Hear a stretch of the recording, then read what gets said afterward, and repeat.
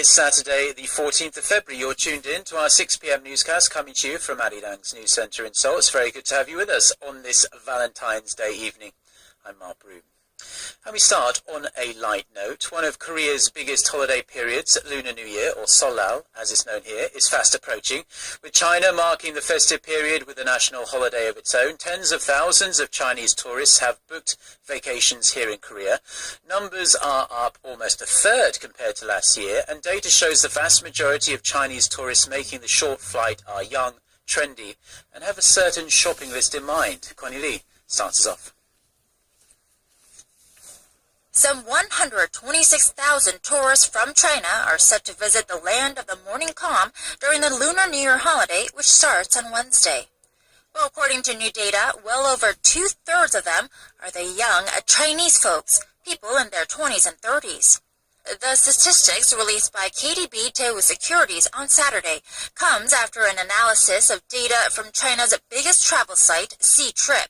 The research shows 60% of Chinese visitors to Korea during the holidays were born in the 1980s, with around a fifth of the total born in the 1990s. That means the overwhelming majority of the visiting Chinese tourists will be 35 or younger. But not only are the tourists young, most of them are also women. Data shows 70% of Chinese tourists coming to Korea next week are female. And with shopping being a major tourist attraction here in Korea, a new buying trend is emerging among the younger Chinese tourists. Traditionally, the clothes, the makeup, and duty-free items top the shopping list. However, these days, the younger Chinese are looking for baby products and kitchen appliances. Baby skincare products, rice cookers, and electric juicers are among the most sought-after items. Experts say the Chinese place more trust on Korean-made baby products and that there's a greater awareness of local kitchenware brands thanks to the popularity of Korean TV dramas in China. Connie Lee, Arirang News. Now, with relations between the countries at a low not seen in years, Japan is reportedly mulling over whether to end its $10 billion currency swap agreement with Korea. A source within the Japanese government told Reuters on Saturday that Tokyo isn't planning on extending the pact unless Korea sends a request. The Japanese daily Asahi Shimbun also says it looks unlikely the deal will be extended, and an announcement on the matter will be made in the coming days. The deal, launched in 2001, is set to expire on February 23rd. Now, Korea has built up massive foreign exchange reserves in the years since, so analysts say Seoul has little practical need to borrow foreign currency these days anyway. Relations between Korea and Japan have soured over Tokyo's continual territorial claims to Korea's Dokdo Island and a number of sensitive historical issues. The United States has reiterated that it's not in talks with South Korea about the possible deployment of the THAAD missile defense system to the Korean Peninsula.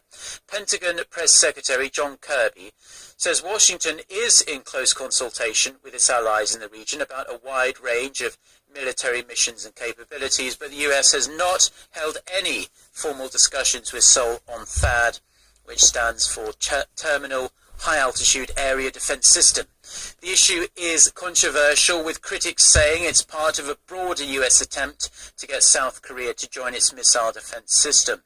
Russia and China say such a move would present a threat to their national security.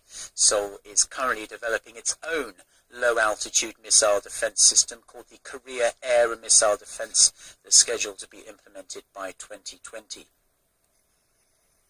Now, more evidence has surfaced that North Korea conducted a secret underground nuclear test in 2010, a test that went completely unnoticed by the outside world. Citing seismic analysis published last month, Michael Schopner of Princeton University and Ulrich Kuhn of the University of Hamburg say that in May 2010, multiple monitoring stations in East Asia started picking up traces of unusual radioactive isotopes. The researchers say the detection of such isotopes and the latest seismic analysis from that period points to it being a nuclear test in North Korea. Now, this is the third independent study that alleges Pyongyang conducted a test in May 2010 but none have been officially confirmed. The South Korean government and the international community believe North Korea has conducted 3 nuclear tests, one in October 2006, another in May 2009, and the most recent in February 2013.